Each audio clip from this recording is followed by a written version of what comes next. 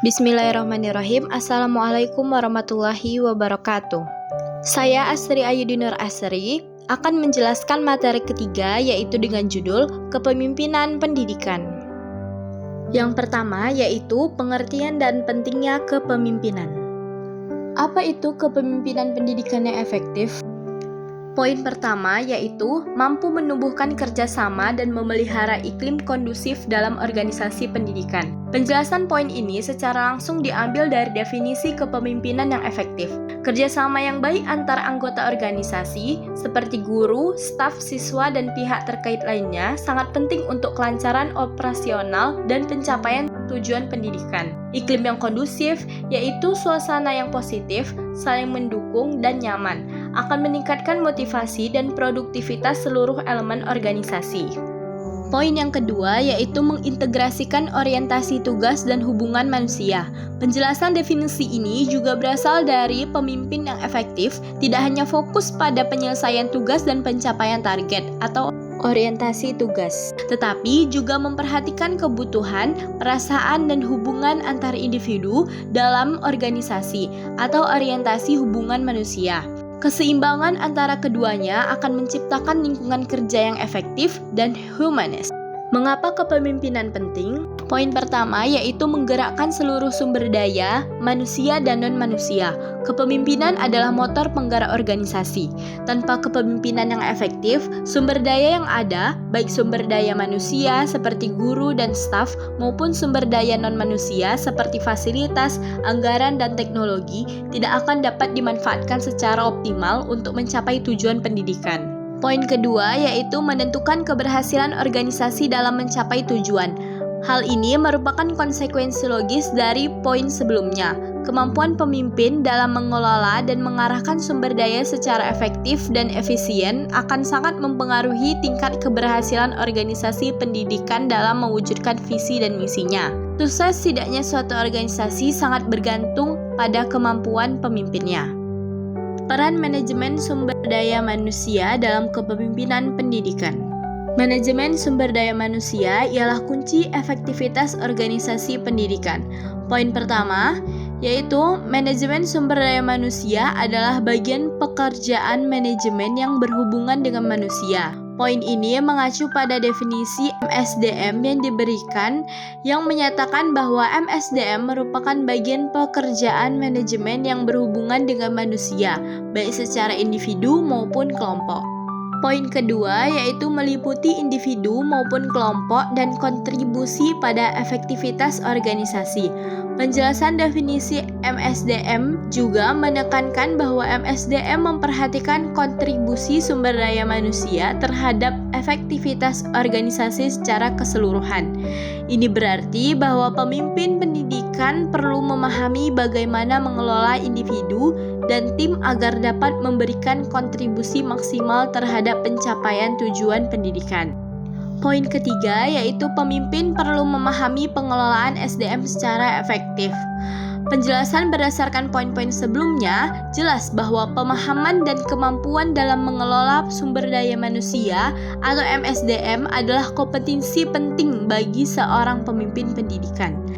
Efektivitas kepemimpinan sangat terkait dengan kemampuannya dalam merekrut, pengembangan, memotivasi, dan mempertahankan staf yang berkualitas. Berikutnya adalah tantangan dan kebutuhan profesionalisasi. Menuju profesionalisasi kepemimpinan pendidikan. Poin pertama, profesionalisasi penting untuk meningkatkan mutu pendidikan. Poin ini mengacu pada gagasan yang menyebutkan tentang profesionalisasi dalam bidang MSDM dan kaitannya dengan efektivitas organisasi. Dalam konteks pendidikan, profesionalisasi kepemimpinan berarti meningkatkan standar kompetensi dan kualitas para pemimpin pendidikan agar mereka dapat menjalankan tugasnya secara lebih efektif dan berkontribusi pada peningkatan mutu pendidikan. Poin kedua yaitu melibatkan pengembangan kompetensi pemimpin dalam mengelola SDM. Profesionalisasi kepemimpinan pendidikan tidak hanya terkait dengan aspek administratif, tetapi juga sangat erat dengan kemampuan pengelolaan sumber daya manusia. Pemimpin perlu terus mengembangkan keterampilan dalam kepemimpinan, manajemen tim, komunikasi, pengembangan staf, dan aspek-aspek yang lain terkait dengan MSDM.